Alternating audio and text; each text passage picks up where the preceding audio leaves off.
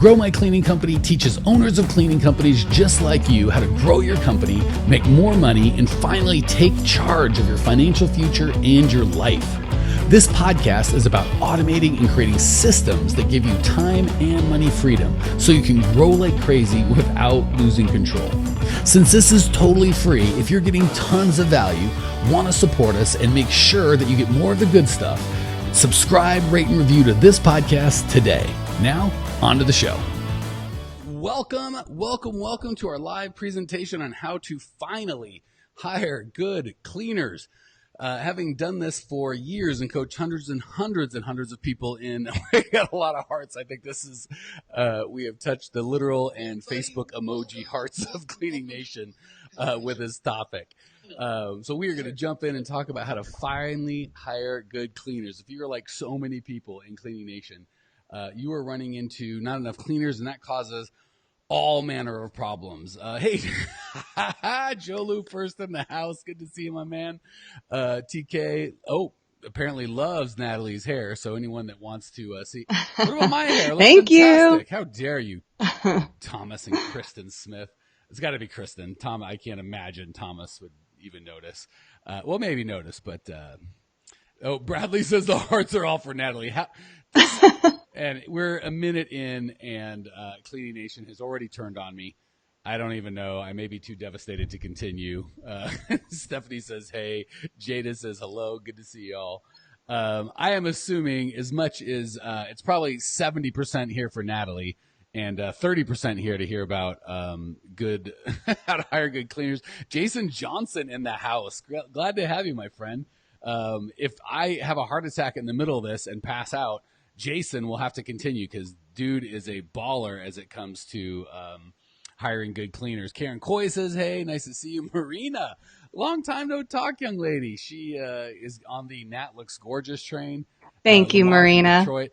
Man, I'm going to have to eliminate Natalie from being on video. I think we're going to have 23 minutes on Natalie and how gorgeous she is, and then maybe 1.5 minutes on cleaning. Which would be I took the time to look pretty today, so, special day. Sad, but true. I took zero time to look pretty, and I believe it shows. So you can see the beautiful Natalie, what it looks like when you try to look good, and you're gorgeous, and the less beautiful Mike when you put no time into it and you're not naturally beautiful. All right, enough of you people and your beautiful nonsense. We are talking about how to fire.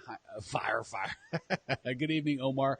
How to finally hire good cleaners. The problem when we don't get this right is if we don't have enough cleaning, one of two things happens. One, it's you guys cleaning, which not good. Or two, even more insidious, you don't grow, right? Because you're either cleaning or you're afraid to hire. All manner of bad things happen when we aren't able to hire good cleaners. It costs you your sanity, your ability to grow, freedom, everything that got you into this business probably, right? I want to be able to own a business and have control over my life and my time can be ruined and thrown right in the garbage if you can't get good cleaners. Because the reality is, if we can't get good cleaners, at the end of the day, we don't have a cleaning business. We have a cleaning job. And I don't think anyone got into this business, or very, very few. No one I talk to gets in because they want a cleaning job. They want a cleaning business. TJ, good to have you, brother. Nice to see your virtual face. If you ever want to know someone that puts out good-looking kids, TJ, man, he is great. All right, so let's, as always, kind of go over some of the myths that are holding us back from hiring good employees, the things that are going to blow us up. First and foremost, I think the biggest underwriting theme is employees are necessary evil, right? Hey, Christina Johnson, or Jocelyn, good to have you, sister. A lot of people think that our life has to be miserable if we have employees. They suck. They don't show up. They suck the life out of us. They're just awful. When we hire the wrong people and don't have a system to hire them, when it's not a core values match, we're looking for people that are just looking for another crappy $10 an hour job. Absolutely, you can get to the point very quickly where employees are necessary evil and just something we have to have, but they make us miserable. The reality is when we have a system to attract, not chase, the right employees that are a core values match and are wanting to be a part of something special, not only do they stop being a necessary evil, employees can actually bring joy. We can actually look forward to hanging out with them as human beings, and they can actually enrich our lives, not just to the fact that they can clean or make us rich, but we enjoy them as humans. We enjoy seeing them grow. We enjoy contributing and pouring into their lives, and it turns it around from this miserable, crappy thing to a ton of fun. Natalie has been with, we've been, married for almost 9 years now. We dated 3 or 4 years before that. So she's been with me through various businesses. What feedback do you have in terms of the difference between doing it right, doing it wrong, in terms of employees making us crazy versus employees bringing us joy? Again, you've never really hired, at least with me, without the core values. So the only thing I could see is when I wasn't working with you, when I worked at other places, especially in places with high stress, people just tend to like really be super negative and everything is the boss's fault and nobody owns anything. So there was a lot of commiserating around the water bottle, so to speak, and people kind of bitching and whining about their jobs and not really owning why they're unhappy. And a lot of times, in retrospect, obviously at the time I didn't have this perspective, but in retrospect, I realized that they just were making mistakes and making themselves miserable because they really didn't care about their jobs. They just wanted to do the bare minimum, which of course they got reprimanded and they didn't like that. And it was this like kind of downward spiral. But then working with you and having all of our employees coming in with a core value match, people just loved it. It was like a family. Everybody really enjoyed working with each other. And of course, there's always going to be bad apples or people start out amazing and they fizzle out. But typically, it's not because of the job. It's because of some kind of personal issue that's going on in the background that you have no control over. But for the most part, it was a much more cohesive, much more productive group of people because we all kind of believed in the same things. It's such a great point. I want to make sure we hit when you talked about people that were negative and just sitting around the water cooler talking crap. I'm guessing whoever the management was in those companies constantly tried to fix it. Like you said, they'd reprimand. We're going to give warnings and notices and this and that. The problem is if you've got the wrong person, it's not a core values match. You can dance and sing and beg and threaten and beat, do whatever you want. It is never going to fix the problem. So you're absolutely right. We've got to start with the right employees and attracting the right employees. And the cool thing is it's either negative or positive spiral. We've got a good team. It is very attractive to A players, and it grows almost organically, and people want to jump in and be a part of it. The problem is when we've got the crappy team, the C and D players, it's really hard to get the A players because they can smell it, right? They don't want to be a part of losers and complaining and commiserating. So it is – the good news is once you get this right, it really makes your life easy, and we spent months away from our business and let the employees run it because they were a core values match. And when – you don't have the right employees and you feel they're all in it for themselves, you can sneeze and they've turned it into a parking lot. So really, really important. Hello, Wanda. Good to have you. Marina says she needs 3 employees like yesterday. Sister, I know. We've worked with Marina. I know she's got a system to get that happening. All right. Another thing, this is my least favorite, and this is another version of people sitting around the water cooler complaining. When owners say, no one wants to work in my area. There's no labor. You don't understand my area. Well, the reality is your competitors are in business. There are restaurants right now and owners of cleaning companies right now that have employees. So it's never a matter of my area, my business, everyone wants too much, but whatever the case is. Home care solution in the house. TK said, Tom says, earn the trust of your employees, help them with their personal goals as well as business goals. Actually, that's a quick little bonus from Thomas Smith. He couldn't agree more. Or Kristen, I can never tell because they put themselves together, but absolutely true. So the reality of that false belief of no one wants to work in my area is we have coached people in obviously the United States. I'm pretty sure by now all 50 states, I'm sure all 50 states, probably dozens of times, Canada, Africa, South Africa, England, UK, New Zealand, all over the world, frankly. And I've never found a market, big or small, rich or poor, that does not have a labor pool. The reality, Kristen in the house, the best half. I preach, sister. The reality is, you are using an attraction, hiring, onboarding, training, and maintenance system for your employees that does not work. So this is where we take a good look in the mirror and realize every single thing that is happening in your business you created, which can be really overwhelming when you realize this is all my fault. Every single problem is me. That's going to eat your lunch. The beautiful part of that is if you created all of these problems, you solely can solve it, right? If I created it or Natalie or your area or God or whatever you want to blame it on, you're stuck. You might as well just quit because there's nothing you can do. But as soon as you take full responsibility for your actions and your decisions and know that everything bad you created and everything good you created and you have the choice, it really is just a matter of adopting a system that gets you the results that you want. And you all have systems. Everyone's like, I don't have a system. You have systems. The systems that you have are getting you the results that you're getting. It's just a matter of upgrading your system to get the results that you want. Christina's so sweet. Love you both. Marina says, but you don't know my area. No one wants to work here. She's busting my chops. I see you, sister. All right, good. So hopefully we've got that going. And again, feel free in the chat to ask a question, push back, share an experience that worked or didn't work. Love doing these live. I know some of you are listening to the replay, but for those of you live, always love interacting with you guys and letting you have the opportunity to speak up for Cleaning Nation at large that may not be here. TJ says, hire the wrong people is like having a hunting dog with diarrhea issues. You're constantly having to clean up crap. I don't know that I ever would have said it that eloquently, TJ, but I couldn't disagree with you if I tried. You nailed it. All right, another big killer is I should only hire when I need cleaners. The reality of the situation is real companies, certainly in the cleaning business, certainly those that are going to be growing, always needs cleaners. We're always top grading our staff. We're always replacing the C and D and F players with A and B players. We're always getting new accounts. We're always having people quit, get hit by a bus, act out, do whatever we're going to do. We've got to move from the roller coaster. And trust me, I coach you guys through it all the time of I didn't have to do anything for employees for a month and a half, and it was great. And then 3 people quit all of a sudden, and now it's an emergency, and I've got to have 100 ads, and I'm going through everything. It's a full-time job, and I can't get anyone. I'm hiring warm body syndrome because nobody's here. It's awful. The only antidote to that is to hire all of the time. You've got to dig your well before you're thirsty. If you want to know when the best time to start your hiring funnel is, 3 weeks ago, or let's call it 4 weeks before you need your first employee. The problem is you can't see the future. So you don't know if you're going to need an employee tomorrow, the next day, a week from now, or 2 weeks from now. But I guarantee you when you do need that employee, or when magically 3 or 4 or 5 quit, right? And everybody doesn't understand how they all quit in bunches. I could have never foreseen it, but they do quit in bunches. I'm telling you now. So now you have no excuse to say that you had no idea your employees were going to quit. At that time, you were going to want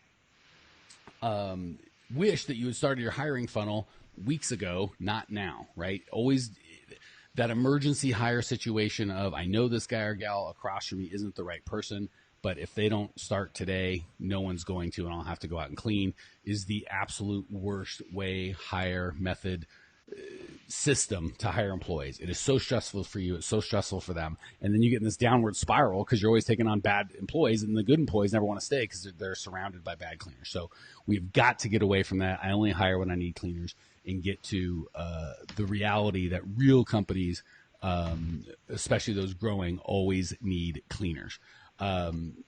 So that said, another belief that is going to absolutely stop you in your tracks when it comes to growth is not being able to hire is not that big of a deal and doesn't affect my growth, right? The reality is you are always going to fear getting the work done if you've got employee insecurity, right? If you don't know where your next employee is coming from, how you're going to get them, if you can get them, all that good stuff, it will consciously and subconsciously sabotage you from getting the accounts that you need. You're not going to do the marketing, the client attraction, have the conversations that you need, push.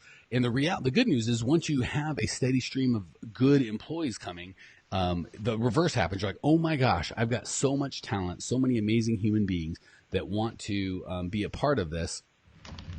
So hard to keep on this, and I got in the chat. I'm going to respond to a couple people in the chat. Carmilla says, that's why I don't do employees. Let me know when y'all are talking cleaning.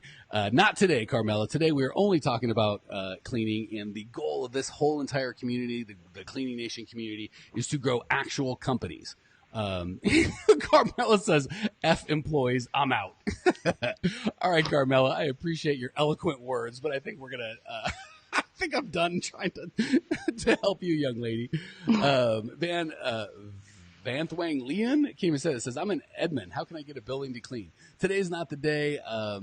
For that, we are talking exclusively employees. So if you're looking to keep, and maintain an amazing staff of employees to help you. You're in the right place. If you're looking for anything else, today is not your day. Come to another session. I wish we could cover everything in a 20-minute deal, but sadly we cannot. So we're going to have to take one thing at a time. So again, we've got to make sure we understand that not being able to hire affects our growth either consciously or subconsciously. We're constantly worried we're going to have to go cleaning. It's not going to work. The whole thing's going to blow up.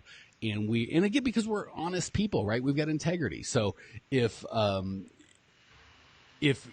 am constantly telling someone, hey, I'm going to do a great job cleaning your thing and or doing whatever, but I know that I can't find anyone, that is absolutely going to eat me alive, right? I can't do a good job. So you've got to make sure that you have confidence that you can get enough employees so you can have confidence you can serve your people. Natalie, what am I missing? Well, just throw that right in my face. Why don't you? No warning, no nothing. That's nothing. No, I think it's true. I think a lot of people have a lot of fear around, well, it's not ethical for me to hire people if I don't have the work for them right now. I can't do it. There's something wrong with that. Or, I have to wait until I get jobs to hire them. And I think that that's really where you get hung up on that ability and belief in yourself that you can actually get the right staff, because it's not just about getting new people in. It is about the top grading. It is about getting those people out and training people in, because it's a revolving door. Nobody has like 20 cleaners that stay with them for 10 years and never quit or never, no show or get sick or change careers or move away. You have to be able to anticipate that, and having kind of like that overflow, that bullpen of people to draw from is crucial, because it's inevitable that they're going to leave, and then you're really stuck in a lurch, and then your employees get upset because you're overworking them. Your customers get upset because there's nobody to service those accounts, and it can really damage your business. Well said. Couldn't agree more. William says he's looking to start hiring. You were in the right place, William. Emerald, I just got to talk to her today. It was awesome. So glad to have you on the live as well and get to see you again. All right, another belief that's going to kill you on the hiring is it takes a bunch of time to hire somebody. The reality is, if you have a hiring system that's effective and in place, it really shouldn't take more than 3 or 4 hours a week to do all the hiring. Now, the trick is it takes that every week. So what we tend to do is want to do 0 hours on hiring every minute of every day of every week. And then when we are in an emergency, it's our full-time 40 or 50-hour job. The problem is, again, you can't, the most crude example I've heard of this is you can't have sex with 9 ladies and get a baby in a month, right? Some things take time, and hiring is one of those. So you can't just go, well, I'll wait until it's a on fire, garbage fire, tire fire emergency, and then go nuts and try and throw 50 hours a week at it until it's solved. You've got to just build that foundation and have a system that's constantly working and constantly bringing you a stream of people. So it doesn't truly take that much time to hire somebody when you've got the system behind it. However, when you are in emergency mode and you can't, and you're stuck with, I got to have somebody today, there are bad and worse choices, and that's about it. So the right answer is always start your hiring funnel, create your systems 3-4 weeks before you need somebody, and we'd never get into that emergency situation. All right. What else am I missing? Oh, then the kind of flip side of that same coin is it's going to take a ton of time to train people, right? It's forever. You guys might start thinking that it's a broken record, but the reality of the situation is, with the right system, you part of the training that you have for people is they train one another and they check each other's work. So again, the reality of the situation is, when we're reactive and acting out of an emergency situation, things go sideways. It makes our life stressful. We don't do a good job, and we're not able to grow, and it's miserable. When we have the right systems in place and we follow them, certainly things are still going to come up in business. Life isn't perfect, but oh my gosh, do we eliminate 80-90% of the headache and heartache. We're so much better equipped to handle stuff, and when things go wrong, we're ready to roll. So we've got to get out of the belief of it takes so much time to hire, it takes so much time to train. The reality is it's a slow drip, right? If you just do a little bit every week and you're following a system, all these things can happen, again, in 3 to 5 hours a week of your time. But when you wait to the end and hopefully try and solve emergencies at the end, you're right. It can take a ton of time and it can still not work. So I guess that's most of what I had. Again, if anyone's got any questions, feel free to jump in. The reality is, once we've got the system down, not only are you going to save yourself tons of time and headache, overall, you're always going to be upgrading your staff. The vibe is totally different when you have very few employees. The employees that you have are bad. They're holding you hostage because they know that you desperately need them and they don't really need you. That is a world of difference from upgrading your staff, right? Where everybody knows, holy crap, he's got new people that want to work here every week coming in. I've really got to be on top of it, as opposed to this desperation of, I know that they need me and I can act any way that I want. There's nothing they're going to do. Also, it will really change your mindset about getting good accounts. Believe it or not, they talk about in sports, some of the best offense is a good defense. When it comes to getting clients, some of the best client attraction strategies is to have so many qualified staff that are just amazing and need work. Magically, when that happens, you've got that reality. It gets so much easier to attract clients because you've got all this confidence. And then again, the last piece is, once you've got the system down, you can actually enjoy your staff because you've got the right people. They're not constantly complaining and making your life miserable. You can actually look forward to enjoying them. So hold on, I feel like everyone's chatting. Let me see if I got, TJ says, focus on core values questions. You can teach the cleaning. Nailed it. It's definitely a mindset issue for sure.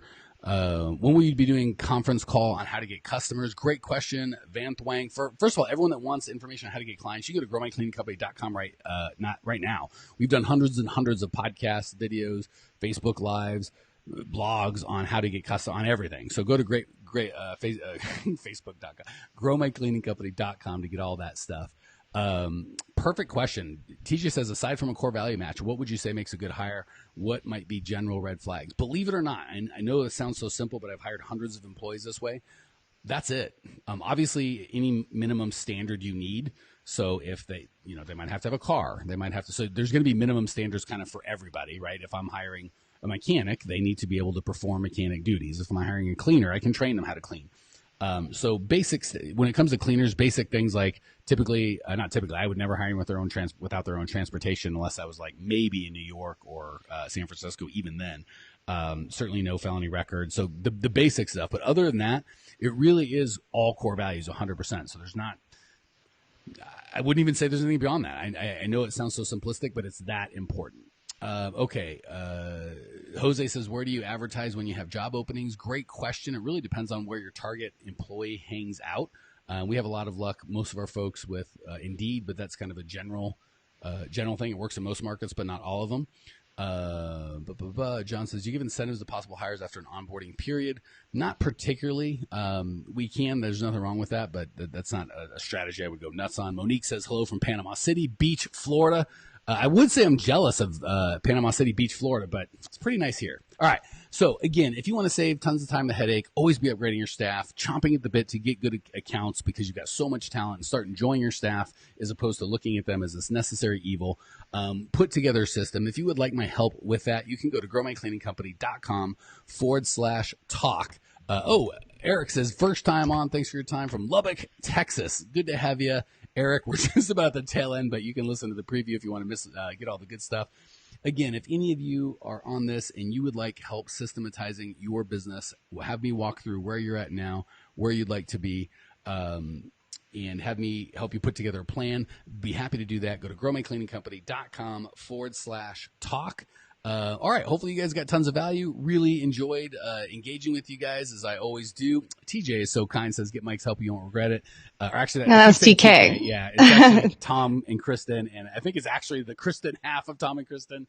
But they're both awesome human beings. And TJ has been hooking up Van Thwang with the growmycleaningcompany.com/podcasts to get all of our podcasts that we've done. We've got too many cool people in Cleaning Nation help each other out. So it's hard to do it. All right. Jasmine says, hi from Chapel's Cleaning in Fort Washington, Maryland. First time on. Glad you're getting the advice. Glad you're getting the notes. Again, if you go to growmycleaningcompany.com, the replay will be available if you're not catching this live. So you can get, if you just got in late and want the old stuff. All right, guys. Really, really enjoyed talking with you. Feel free to reach out to us at growmycleaningcompany.com for all of our stuff. And of course, growmycleaningcompany.com/talk if you want me to help you set up a plan for your business. Thank you all for being such amazing human beings. Hopefully we'll talk soon. Have a great afternoon, evening, depending on the part of your world you're in. And we'll see you back again on Tuesday. Bye. Thanks for tuning in to today's show. If you're fired up, ready to grow, and want to see if you have what it takes to work with us at Grow My Cleaning Company, here's what I want you to do right now. Go to growmycleaningcompany.com/talk. That's growmycleaningcompany.com/talk to book an appointment to speak with me personally. I'm going to jump on the phone with you to get you crystal clear on where you are now, where you want to be, and how to get you there.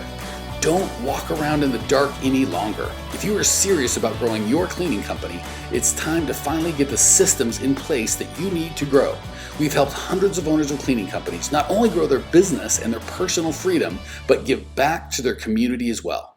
If that's what you're looking for, head over to growmycleaningcompany.com/talk and book a time to talk with me personally. I can't wait to get to know you and your business.